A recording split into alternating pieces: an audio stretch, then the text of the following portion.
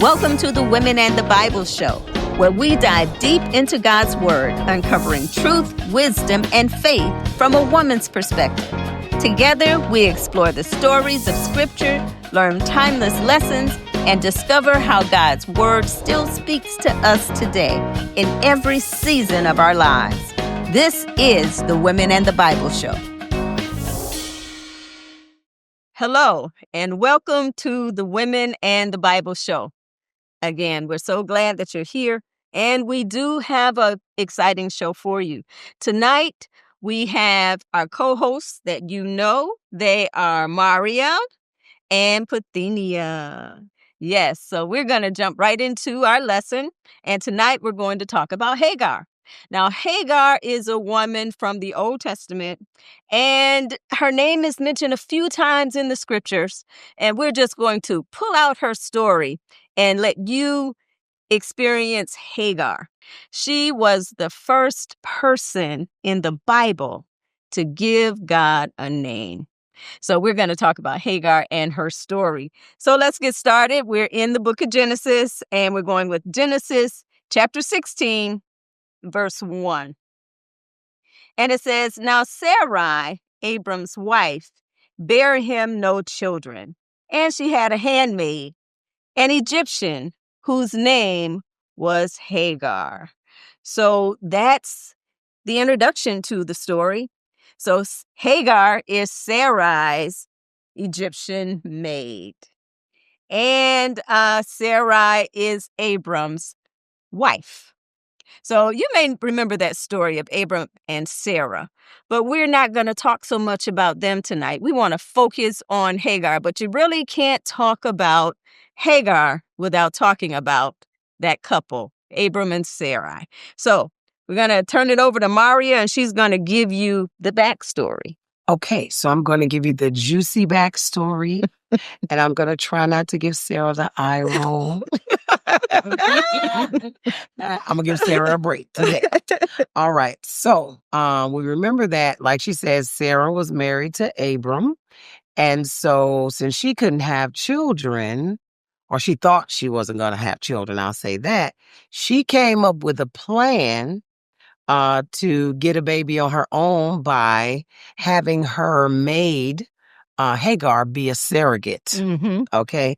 And just gonna mention that she blamed God at first, like he didn't let me have a baby, or he wouldn't allow me to have a baby. When you look at the scripture, it said the Lord restrained me from being able. So she's, that's neither here nor there. I won't get into that. But and so Abram listened to Sarah, and she gave Hagar to Abram. He slept with her. She conceived.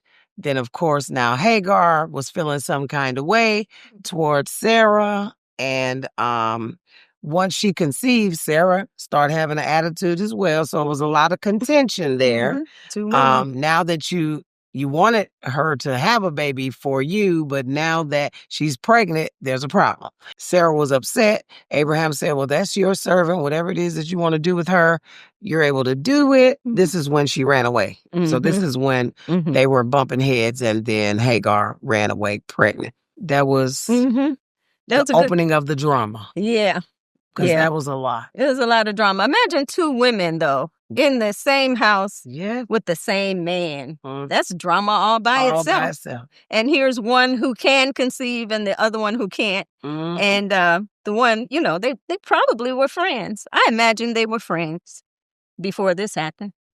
Maybe not friends, but I'll say cordial. They go ahead. What do you think? Because, think about people that you work with, right? Mm-hmm. So let's just say you work at a place and there's a janitorial service that comes in and cleans or whatever, and you strike up a conversation and you're friendly with that person, and you create a bond, right? Mm-hmm.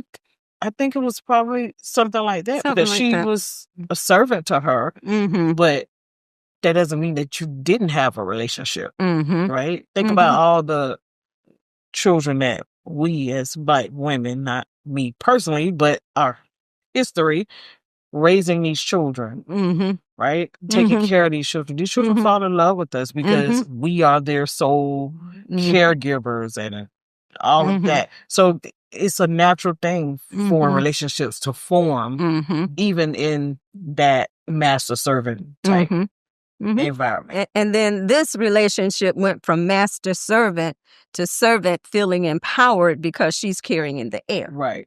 So We're now, sister wives now. Yep, sister wives. That's what we are. Yes. So Hagar started feeling herself, like you said, and she started, walking around, probably giving Sarah the eye. I'm not doing that. She started poking at Sarah first. She did. Sarah was okay with the pregnancy. She started poking at Sarah. I don't know if she was okay, but we'll go ahead. She was okay because now her plan was in full action, and she was going to get the child that she wanted. Okay. I feel like the opening of this chapter, to me, and that's from my just studying behavior kind of. Okay. The way that Sarah talks gives me a feeling that she's kind of uppity because she blames God. He didn't let me get pregnant. And then, and we're going to get to it, how she responds to Abraham after all this happens, like blaming him. Like her attitude to me gives a little insight into her character. So I don't think she was that nice of a person. Like I don't, and not saying as a whole, but I mean, no, I'm not. But just saying to Hagar, as her being her servant or slave or however, I don't know if she was that nice to her. She may not have been. And we don't know. I think that they probably did have some type of relationship because she wasn't the only servant. They had a lot of servants. That's true. But the one that you feel more comfortable with, like you have some type of rapport with, is the one I'm giving my husband. I'm not going to pick the one from way over there that I don't have nothing to do with. She had a lot of servants. She could have picked anybody. Or she thought she was weak and she could do it to her. Like she might have picked my the weakest so one. everybody weak. So I mean, even if you're not weak, but you still have to do what I say because yeah, she's under your influence.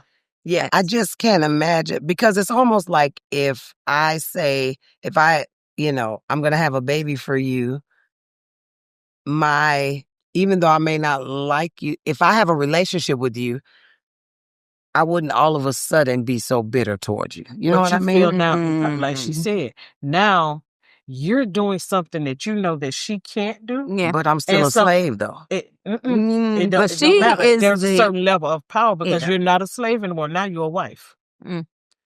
No, she's still a slave. And Abraham makes that clear that it's your servant. You do with her what you want. So to me, her position never changed. You know what I mean? So her position never changed. But he married her, and then she conceived.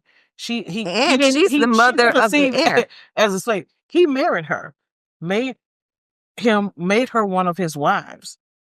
So now she's a wife, and I'm doing something you couldn't do.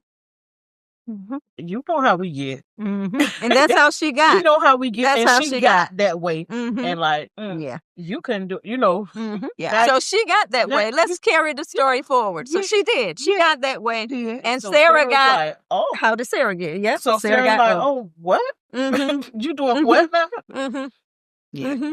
Okay. Yeah. And she kept doing it. It wasn't like it was a one time. So she's pushing Sarah's button. She's pushing Sarah's button, and nowhere in scripture that you see Sarah was feeling this way prior to. But Sarah was already wrong. She started the wrong. We want to make her right. She started the wrong. We're going to keep it going. I was on my mind. We're going to keep it going. We're going to keep it going. So you guys, you have the backstory. Yeah. You have the backstory. So we have two wives. Yeah. One's pregnant. Right. Other one can't get pregnant. Right. And there's conflict. That she thinks. Okay, so there's a conflict, and there's probably fighting. I think there was physical. I believe Sarah laid her hands on Hagar. I believe Sarah didn't. I believe she did. That's me. It doesn't say it in the scripture, but she treated Hagar so badly that Hagar left. Yeah.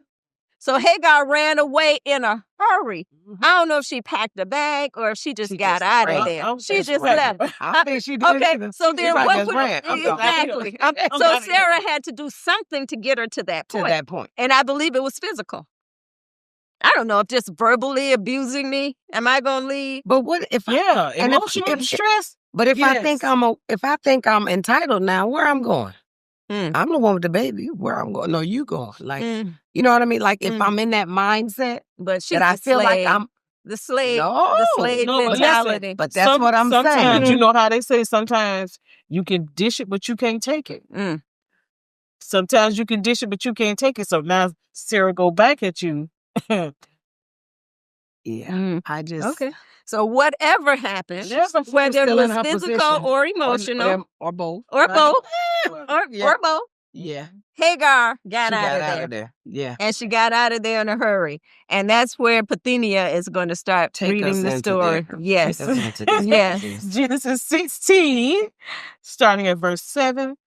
And the angel of the Lord found her by a fountain of water in the wilderness, by the fountain in the way to Sur.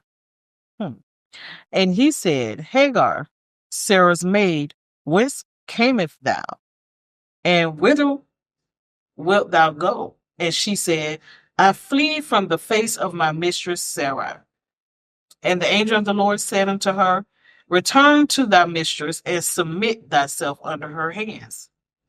And the angel of the Lord said unto her, I will multiply thy seed exceedingly, and it shall not be numbered for multitude. And the angel of the Lord said unto her, Behold, thou art with child, and shalt bear a son, and shall call his name Ishmael, because the Lord hath heard thy affliction. And he will be a wild man. His hand will be against every man, and every man's hand against him. And he shall dwell in the presence of all his brothers. Brethren. Okay. And it is so.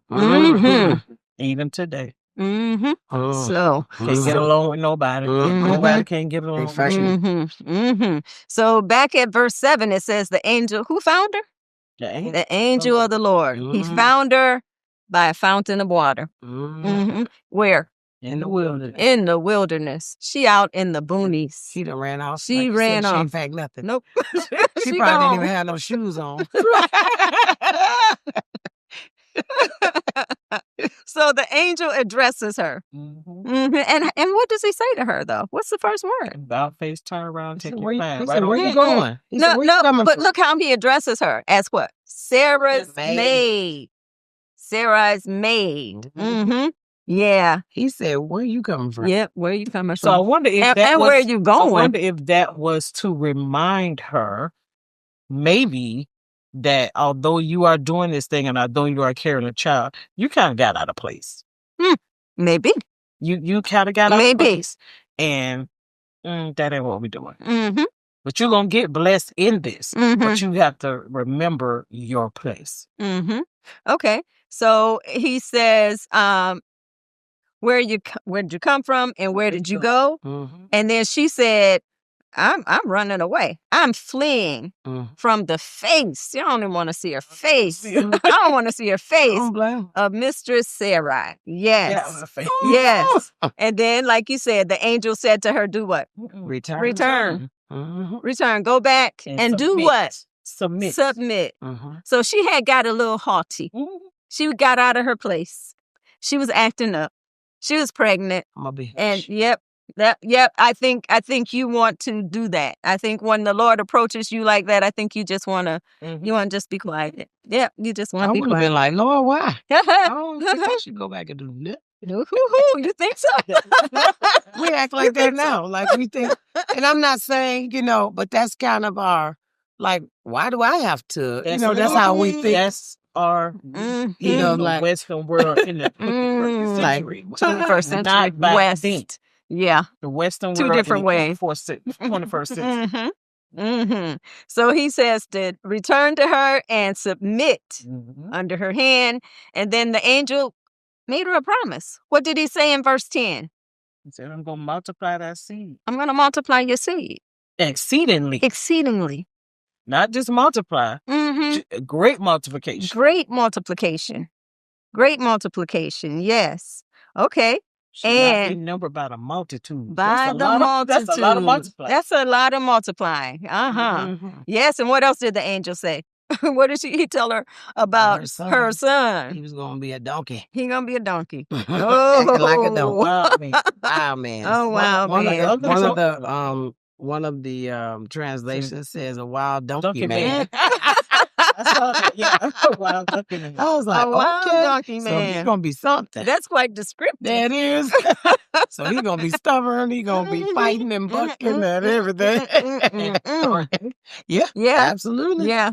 Absolutely. Yes. And you shall call his name Ishmael, because the Lord has heard thy affliction. So it said he heard her affliction. So Hagar had some issues, and the Lord heard them. So she was acting up, but she was hurt. Because that was wrong. Okay, I'm hurt. No, you can talk. Go ahead. So she cried out. She cried out. Sarah orchestrated this whole thing. And here's a young girl. Yeah. A young girl. Who has no choice. Yes. Right. And how old is this man who's her husband? That's a honey. Yeah. That's a 100-year-old. Yeah. Yes. That's a lot. That's a lot. That's a lot. And she said, this is not what I wanted for my life. I know. This is not happy. This is not what I dreamed of. No. Oh my goodness gracious. And so the Lord tells him he's going to be a wild donkey man, like y'all said. And his hand's going to be against everybody, and every man's hand's going to be against him. But he's going to dwell in the presence of all of his brothers. All right, let's keep it going. Okay, so I'm going to read Genesis chapter 16, starting at verse 13 through 16, and we're focusing on Hagar. And she called the name of the Lord that spake unto her, Thou God seest me. For she said, Have I also here looked after him that seeth me? Wherefore the well was called Beer Leroy, close. Behold, it is between Kadesh and Bered. And Hagar bare Abram a son, and Abram called his son's name, which Hagar bare, Ishmael. And Abram was how old? 86 years old when Hagar bare Ishmael. So here's a young girl and an 86-year-old having a child. And Hagar got some issues. Hagar has some issues. Yeah, this is not what she dreamed of. This is not what she wanted. She was afflicted, and God saw her affliction. And so here she says, You are the God who sees me. El Royai. You are the God who sees me. El Royai is in one of these translations. The God who sees me. Yes. So what do you guys think of that? I think that in regards to a lot of people that struggle with insecurities, feeling like you're not enough, like your life has been, full of trauma and trouble, and you have a hard time connecting and feeling like you're valued. And so this reminds us that God always sees us. He has a plan for us. It might not look like what we think, it should look like. Say for instance, maybe you lost your parents at a young age, or, you might have experienced abuse or something like that. But that doesn't disconnect you from God's love and purpose, from him seeing what you're going through. It's just that even with Hagar, what you're going through is going to work out in the grand scheme of God's plan. It may be painful, it might be ugly, but know that God sees you. Like you are not forgotten. You are not cast away. The angel told her all these things. You're gonna receive all these blessings, but I need you to, obey to this situation. You got to go back. You got to go back. And that is something that once we surrender to God's instruction, even though it might be difficult, it might be hard, it might be, there's a blessing in, doing it the way God said. Yes. Hey, we have something special for you. Listen to this. Hey, ladies, I've created something I know you're going to love. It's called the Women and the Bible Devotional. It's a free 7-day journey filled with scriptures, reflections, and prayers designed to help you grow in faith and remind you of who God says you are. You can grab your free copy today. Just DM me the word Bible, and I'll send you the link. Yes, that's right. DM me the word Bible, and I'll send you the link. Let's grow together, ladies. Thanks for watching. Like and share now.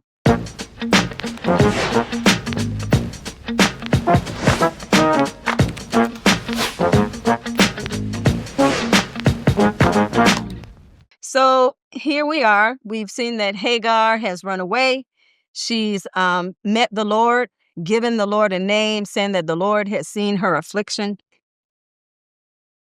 And then he told her to go back. And we see that Hagar is a young girl who has married an old guy, impregnated by him. And now she has born him a son, and they named him Ishmael. So the next chapter talks about God meeting with Abraham. So God appears to Abraham, and this is where he changes his name from Abram to Abraham. And he also changes Sarah's name from Sarai to Sarah. And God tells Abraham he's going to be the father of many nations. And he makes him a promise. He said, you're going to have multiple seeds, and kings of nations will come from you. And he says, there's going to be a sign of the covenant. And he said, I'm making you this promise, and here's the sign to make sure that I'm going to keep my word. I'm a God of covenant. I keep my promises, and all I need you to do is be faithful, do what I tell you to do, follow my will, follow my word, and also circumcise every man in your house. That's the sign. Starting with you. Of the covenant. Yes. So that's where we are. So Maria is going to pick up in Genesis chapter 17, starting at verse 18. All right, verse 18. And Abraham said unto God, oh, that Ishmael might live before thee. And God said, Sarah thy wife shall bear thee a son indeed, and thou shalt call his name Isaac. And I will establish my covenant with him for an everlasting covenant, and with his seed after him. And as for Ishmael, I have heard thee. Behold, I have blessed him, and I will make him fruitful, and will multiply him exceedingly. 12 princes shall he beget, and I will make him a great nation. Yes. Yes. Abraham's got this son now. And he's like, oh, that Ishmael might live before thee. And God is like, your proud daddy. Yes. He's very He proud. He loved him. He loved Ishmael. Like, he did. This is, hey. That's his firstborn. This is my, I've done it now. I have arrived. Yes.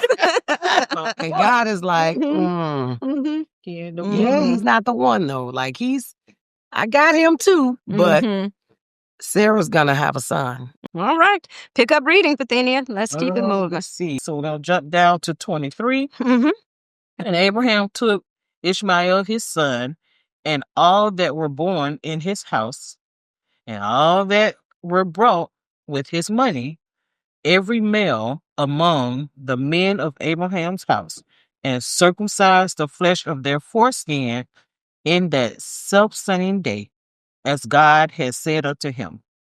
And Abraham was 90 years old and 9 when he was circumcised in the flesh of his foreskin. And Ishmael, his son, was 13 years old when he was circumcised in the flesh of his foreskin. And in self-same day was Abraham circumcised and Ishmael his son. And all the men of his house, born in his house, and brought with money of the stranger, were circumcised with him. The whole house. The whole Everybody house. gonna line up. That's Everybody. One thing I always appreciated about Abraham, when you read his read about him in the scripture, when God tells him something to do, he does it the very next day. Yeah. The next day. Or I don't know in this case, the same day. The same day. He does it. He didn't wait. He didn't say, was that the Lord? Let me go pray on this. He didn't do that. He heard the Lord. He knew the Lord's voice. He moved. He did exactly what the Lord. I'd be like, what is this? Is this me? Is this enemy? Yeah. Who really talking? Because to cut off your foreskin, ouch. At 99? 99. Y'all didn't get it in the hospital? Nope. At 99. So now you finna go tell your staff, all your men, line up. Yes, this is what we're doing. This is what we're doing. Yes. Drop them. Yes. Yes. Okay, so God kept his promise to Abraham, and Sarah became pregnant, and Isaac was born. And so, Maria, pick up there in 21. Okay, verse 8. And the child grew and was weaned, and Abraham made a great feast the same day that Isaac was weaned. And Sarah saw the son of Hagar, the Egyptian, which she had borne unto Abraham, mocking. Wherefore she said unto Abraham, cast out this bondwoman and her son, for the son of this bondwoman shall not be heir with my son, even with Isaac. And the thing was very grievous in Abraham's sight because of his son. And God said unto Abraham, let it not be grievous in thy sight because of the lad, and because of thy bondwoman. And all that Sarah hath said unto thee, hearken unto her voice, for in Isaac shall thy seed be called. And also of the son of the bondwoman will I make a nation, because he is thy seed. All right. So Isaac is born, he's weaned, and they throw a party. And everybody's invited. And Hagar and Ishmael are there, and what happens? He being a big brother. Yep, exactly. That's what he was. Exactly. He's mocking him. I was the only one. He comes. Yeah. Yep, he is. Just being a typical big brother. That's what they do to baby brothers. But Sarah said what? What'd she say, Maria? No. And then she went there and said, a bondwoman. I know. Just, yeah. See, she said, Hagar is nice. So I would have had some words. Have you guys ever thought about the fact that after she had Ishmael, that they didn't come together again? There were no more children mentioned.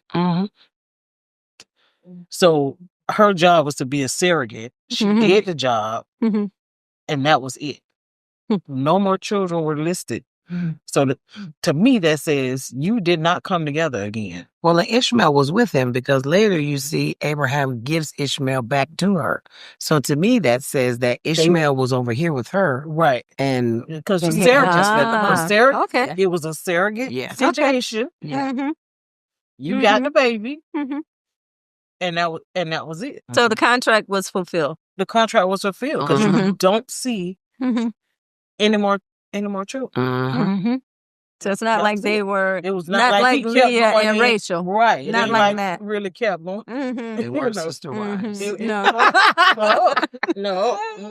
Okay, that probably worked out for I Hagar never too. noticed that, but until this very moment, And that is probably why Ishmael was so jealous, because she was probably being his mother too. If you think about it, if he's in the house with her, and now you had another baby, and that was the purpose. That was the purpose, to be a surrogate. Exactly, and and so now And you see that with kids now. Like my daughter, she was like almost 8 when my son came along. And she was... Like, why you don't mess up? Yeah.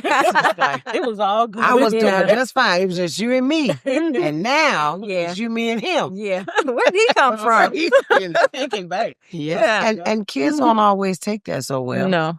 Parents don't always integrate new children the best way. And sometimes if there's different mothers, right? Yeah. Or different fathers, kids may be treated differently or feel like they're treated differently. So it can affect them. Sarah certainly started to treat Ishmael differently after the birth of the promised Isaac. So now things have completely changed. Yeah, because she has her own. Yeah. Right. She got her promise now. She got her promise. Not her hiccup.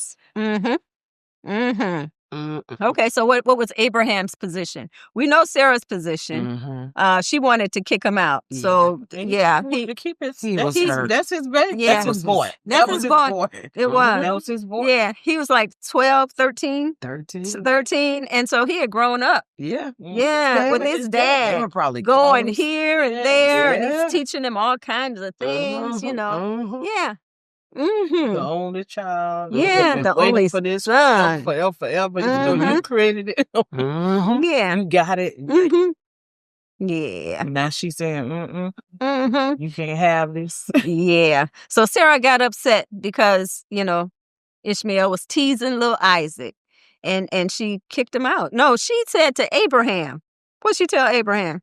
Cast out this bondwoman. Get this woman out of here. And her son. Like it's not Like your son. Yeah. Yeah. She said, that was your baby. Yeah. You got him to be. Yeah. So you can imagine how she had been probably treating him or how he felt. You gave her the eye roll? You gonna give her Yeah. So Sarah says to Abraham, get her out of here. And her boy, get him out. And Abraham says, wait, now? Right. He was hurt. Wait, now? Yeah, that's my boy. Son. So he listened to her. He did. But he God took it told him before to. the Lord. Yeah. Yeah. I told him to. So God said to Abraham, let it not be grievous in thy sight because of the lad and because of the bondwoman. So both of them. Abraham must have had some feelings for both of them. I mean, if he's a decent person, I would imagine he did. Yeah, he did. Yeah. And I think he was a decent person. He was different than Sarah, but you know. And in all that Sarah had said unto thee. Now, what y'all got to say? Listen. Go ahead. To me, that's like you've been listening to her all this time. Go on and listen to her now. Go ahead.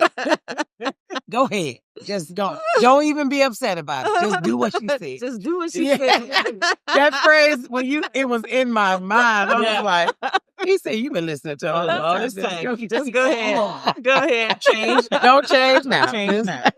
Yes. I know you want to roll your eyes at Sarah, but think about it. That mama bear. Yeah. I don't care who it is. Yeah. Somebody start teasing and poking at your baby. Yeah. You're not telling me that mama bear not gonna rise. Yeah. And it could be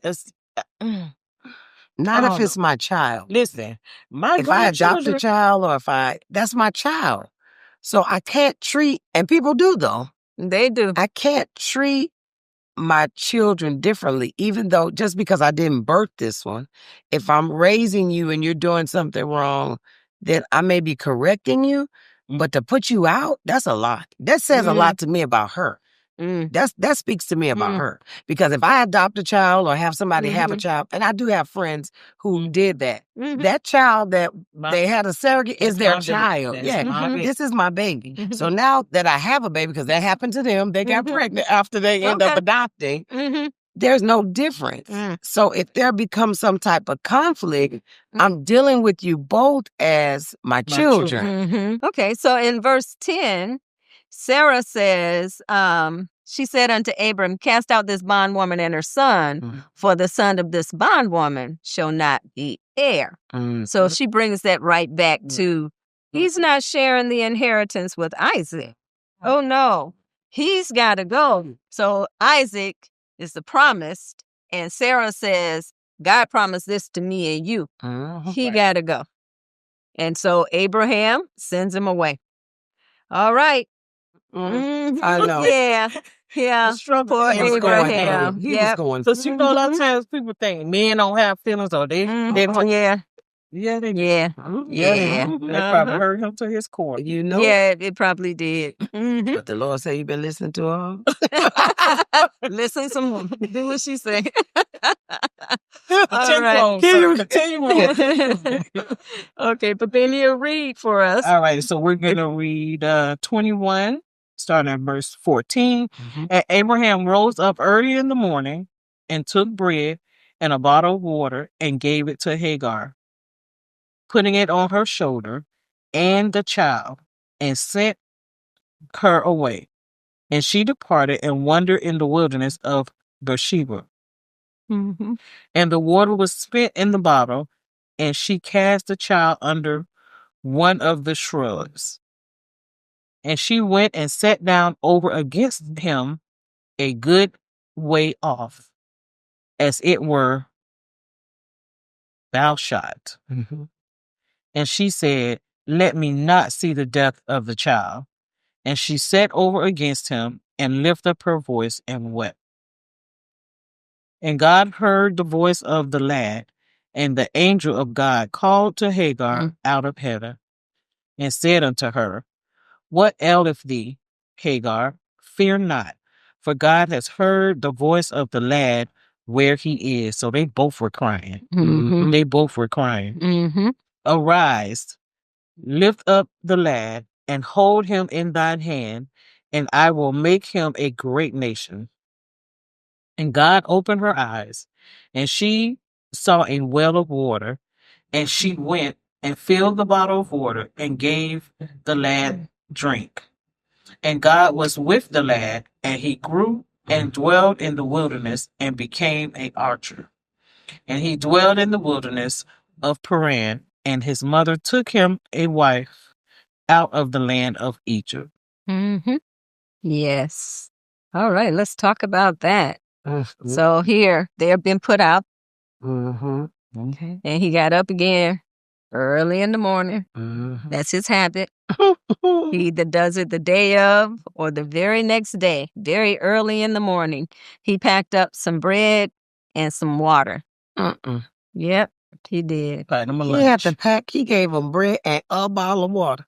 How you send somebody into the wilderness with bread and a bottle? They said a bottle of water. Come on, Abraham. Come on now. I didn't even see that. A bottle of water. Which is why they said the water was spent. Now, if I'm drinking out this one bottle, the water is gone. Now they about to bread is gone. Was it a So she said, 5 oh, Lord, I'm going to watch it. I can't watch him die. So let me put him over here, and I'm going to go sit over here. Abraham. Oh, wow. But God.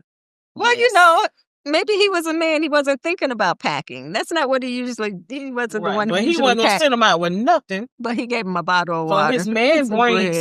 said, I'm going to give you this one bottle and some bread. Because I know y'all got to eat and have something to drink. I may not know how much. I may not know how much you need, but I know you need some. Oh, that's funny. And his sons yet follow his lead. Right. Bottle. What? You just sent them up with a bottle of water. That's That funny. water was spent. I'm sure it was. Now we finna die. Yes. Okay. So 15 said the water was spent, and she put him under one of the shrubs. And then she went over a good way off. She said, I can't watch. So I know my baby from the die, and I can't look at it. And I wonder how long they were walking. Like, if you think about it, he's 13. That's a big kid. He's big. And for her to have to, you know, it says she put him, so he was weak by now, right? Wow. So can you imagine if you got a teenager and you're trying to, I can't even imagine. That's like my big son. I can barely carry me. That's what I'm saying. Now I got to have you leaning on me and we struggling. Oh, yeah. So she found a shrub. That's horrible. She found a shrub and she put him under the shrub. And then she just went a distance because she said, I can't watch this. This is too painful. This is awful. And as she sat over against him and she lifted up her voice and she wept. And 17 says, God heard the voice of the boy. Oh, that is so good, right? God heard the voice of the boy. What That you is see so in good. that? The child crying. Yeah. As a kid who went through a lot of things, and I've worked with a lot of kids who have gone through things and they just don't feel like anybody cares or anybody knows like what they're going through. So if they have, parents with mental illness or they're being abused or different things, like you don't feel like anybody hears you, your cries, your pain, your hurt. And so you feel like you're up against the wall. But it said that he didn't hear her, he heard the lad. And so just to encourage, like God hears you. He sees you. He knows your situation and what you're going through, what hurt and pain that you have. You're not insignificant. You know how people like, well, people don't listen to kids and, you're just a child. Kids have hurt. They have pain. They have struggles. They have stuff, and so just to know that God hears you. Don't think that what you're going through is going unnoticed. Like he hears you. Yes. I wonder if he heard the child, because this time the reason they were put out was because of the child's behavior. So I'm wondering if he was now the same way he went to her, right? When she was acting out. This time you put out because of the child.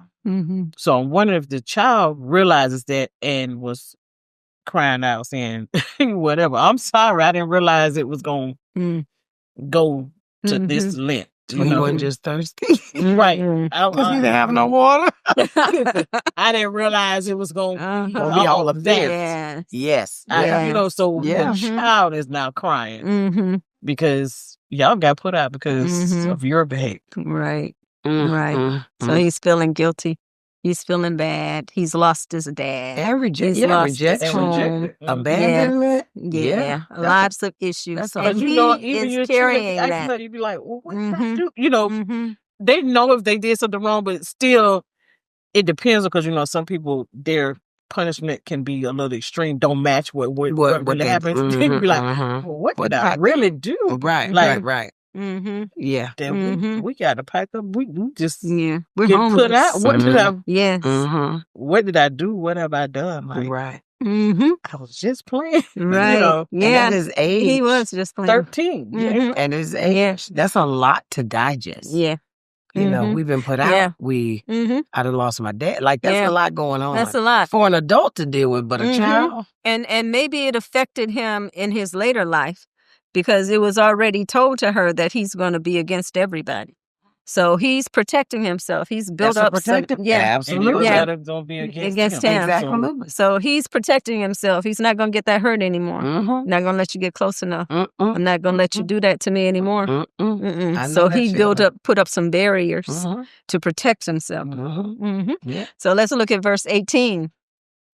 The Lord said to Hagar, arise, lift up the lad, and hold him in thine hand, for I will make him a great nation.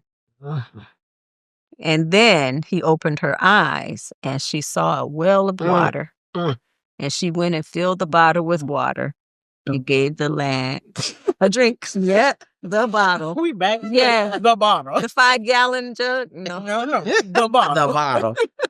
We back to the bottle. The bottle. Right. Thanks, Dad. Yes. Yes. So they had a bottle. Yes.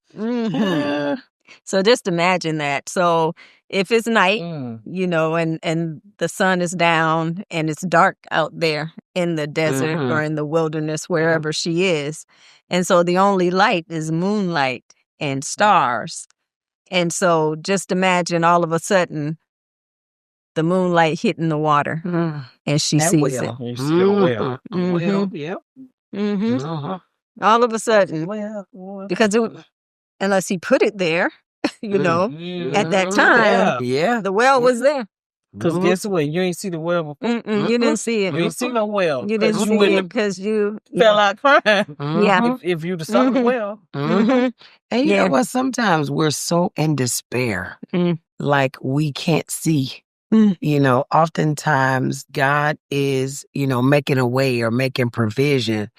And we're so caught up in what we're going through, we can't even see his resources, him extending his hand, him putting people in our lives, him placing this well. Like, it's like, I'm going to need you to, okay, dry your tears, look up. Now Just look. look. Now look. Just look. Look. It's going to be right there. And that happens to us a lot, I think. Like, we get so overwhelmed with emotion. It's like, you know, it's like a kid. You ever have a toddler and they're screaming because they want some water. And they've screamed so long that you're trying to give them the water and they still screaming. It's like, but here, I have the water. Like, calm down. You can't even get what you've been screaming for. Exactly. Yes. Exactly. Yes. Okay, verse 20. After she opened her eyes and she saw the well, she filled the bottle and she gave the lad a drink. And then God was with the lad and he grew and dwelt in the wilderness and became an archer. And he dwelt in the wilderness of Paran, and his mother took him a wife out of the land of Egypt. So she was an Egyptian maid, servant. She went right back home to Egypt. Went back that way. Out of the land of Egypt. Yes. So we're going to wrap up the story of Ishmael and Hagar, the woman who gave God a name. The first person recorded in the scripture to give God a name. It says, now, these are the generations of Ishmael, Abraham's son, whom Hagar the Egyptian, Sarah's handmaiden, bare unto Abraham. And these are the names of the sons of Ishmael by their names according to their generations. The firstborn of Ishmael, Nebajoth. Okay, I'm going to keep going. Kedar, Adbeel, Mibsam, Mishma, Duma, Massa, Hadar, Tima, Jatur, Naphish, and Kedemah. These are the sons of Ishmael and their names by their towns. And listen to this one, y'all, by their castles. 12 princes according to their nations. Yes, and these are the years of the life of Ishmael, 137. And he gave up the ghost and died and was gathered unto his people. And they dwelled from Havilah, and we heard Havilah mentioned in Genesis, that's part near the Garden of Eden, Havilah unto Shur, that is before Egypt. We know where Egypt is. As thou go towards Assyria, and he died in the presence of all his brethren. So here is Ishmael.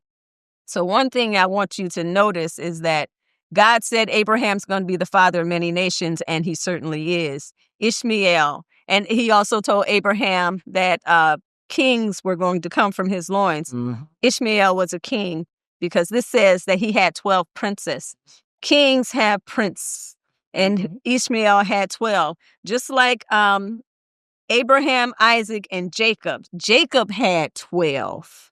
Ishmael had 12. So here's Abraham with 24 boys producing children, a lot of kids on both sides. And we know that Abraham wasn't even finished with these two.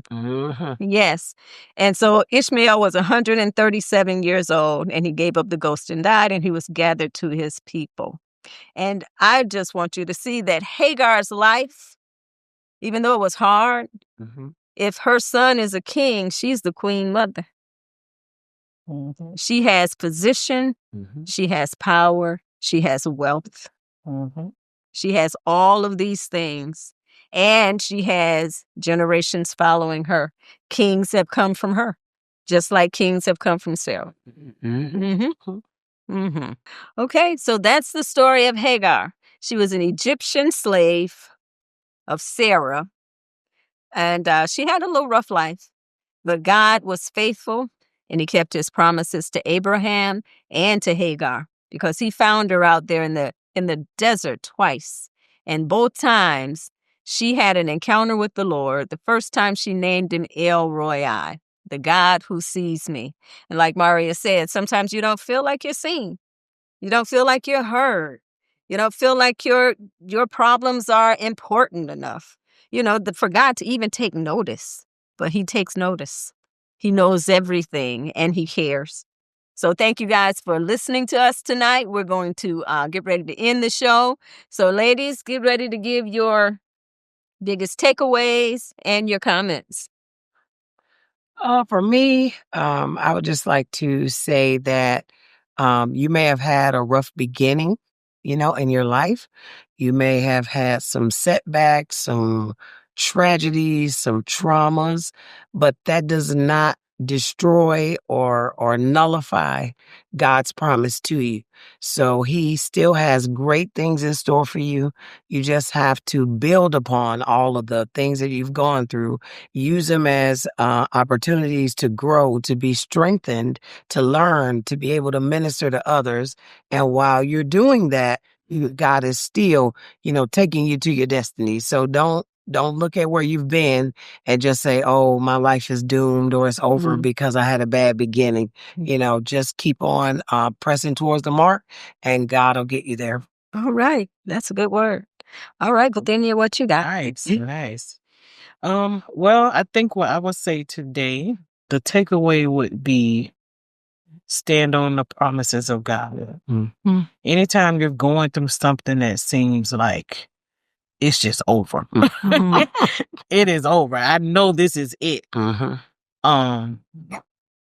When God shows up or when that small voice begins to speak to you and encourage you, mm-hmm. stand on the promises of God. No matter how long it takes for those promises to come to pass, they will come to pass. Mm-hmm. Even though this little child was kicked out of his mm-hmm. home, taken mm-hmm. away from his father, his brother, his surrogate mother, all of that, at the end of the day, even today, all the promises that God made to his mother mm-hmm. have come to pass. Mm-hmm. So whatever we're going through, get in the Word, mm-hmm. learn the promises, mm-hmm. and stand on. Mm-hmm. All right. Mm-hmm. All right. All right. So thank you guys for joining us tonight. We're talking about Hagar, the woman who gave God a name, the very first recorded woman in the Bible to give God a name. So thank you for joining us. I would say get in your word, trust God, believe him, and just be patient and wait and see what happens. Because, there are 24 hours in a day. And every day things can change. Mm-hmm. Nothing stays the same. So change is inevitable, but God is with you in those changes. He will help you. He will guide you, and he will make sure that you come to an expected end if you trust him. Because he says he knows the plans that he has for us. It's plans to prosper us and not to hurt us, to give us hope and a future. So our job is to see, God, what is it that you have for me? What is it that you want for me? Get in his presence. Talk to him. Ask him. Sit there and wait for him to answer, because he will answer you. And as my mother has always told me, get in the Bible and read the word. We've given you a lot. Don't just take our word for it. Read it for yourself. So until next time, you guys be blessed. And we thank you for joining us here on Women in the Bible Show. And we will see you next time. Good night. Good night. Thanks for watching the Women and the Bible Show. We hope you've been inspired to read the Bible and deepen your personal relationship with God. Like, share, and follow. And tag 3 women and tell them to watch the show. And if you're watching on YouTube, please subscribe. Until next time, stay blessed.